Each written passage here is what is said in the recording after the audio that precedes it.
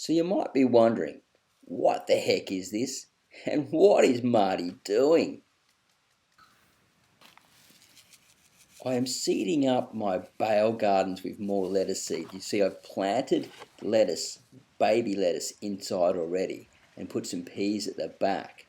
And what I'm doing is as they're growing up, I'm going to be harvesting this whole surface area of baby greens so I can get a lot of food quick onto my plate and then pick the ones that I want to grow into nice big mature plants over time. So how did I start? Well, I started with a grass bale. Now, these guys need to be wet down and then allowed to sit for quite some time. I like to leave them in the rain for a few weeks or wet them down for at least a good solid 10 days so the moisture is locked in. And then what I do is I add layers of compost on top. Actually, before I put the compost down, I do put some type of fertilizer down first, such as some chicken pellets and some blood and bone and things like that, and soak that in with the hose. And then I add my layers of compost before I start planting.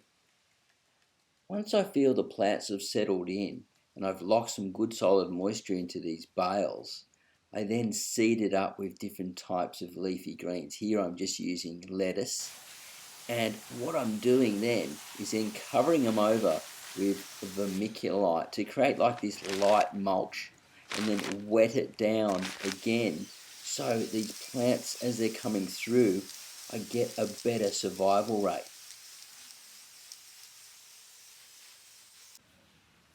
The next step is to start fertilizing with liquid fertilizer with the drench from the worm farm. Now, if you don't have a worm farm, just use seaweed and fish emulsion, something like that. It'll work just as well. I recommend you do this daily, and if you can afford it, put as much down into the bale as possible. You see, the nitrogen that is in this liquid will seep down and touch the fibers of the bale and help with the whole breaking down process. It will also encourage fungal growth and the microbiology as the roots settle into the system. So the next step, guys, is really important. I am not building hot bale systems like other people do. I'm building a soil profile using bales and then building on top like a lasagna bed and bringing in all the good microbes and fungi and stuff as I do it. Now in the beginning stages, the plants are just relying on what nutrients are in the bale, like what I've put in there, sort of, you know, some chicken manures and different things like that, and the compost and stuff, and every time I water it with the liquids, they uptake the nutrients that way. There is no real full-on biology in there yet, but it will happen over time. That's why we put the peas and the beans and things in there.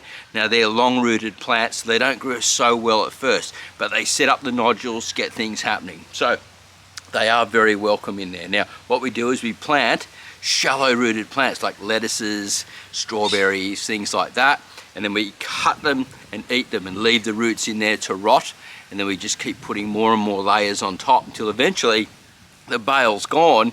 And when it's nearly 2/3 of the way down, we plant our big rooted plants into it, like tomatoes and all that type of thing. Now, my go is, I will be putting tomatoes and things in here, but the end goal is to get the dwarf papayas in there. Really excited about those. They're an F1 red hybrid from Thailand or something. I've got the seeds coming, so super excited. So I'm just building a soil profile there, getting the biology going and planting in it lots and lots of stuff to produce food over time. Now, I don't know if many of you've seen this before. If you've seen older videos of mine, you've seen me do it, but this is a really cool way to build soils. Any type of bale will do. Just be aware that some bales hold more different seeds and things like that. They break down, have different nutrients and stuff in it, but we're just building from above like a lasagna bed using a bale, and it's an awesome way to grow food. If you've got any questions, leave them down below. Happy to answer, to get back to you and help you with your gardening journey so you can save some money at home and get more self-sufficient too. Have a great day. Happy gardening. We'll see you at the next video /vlog real soon. Bye for now.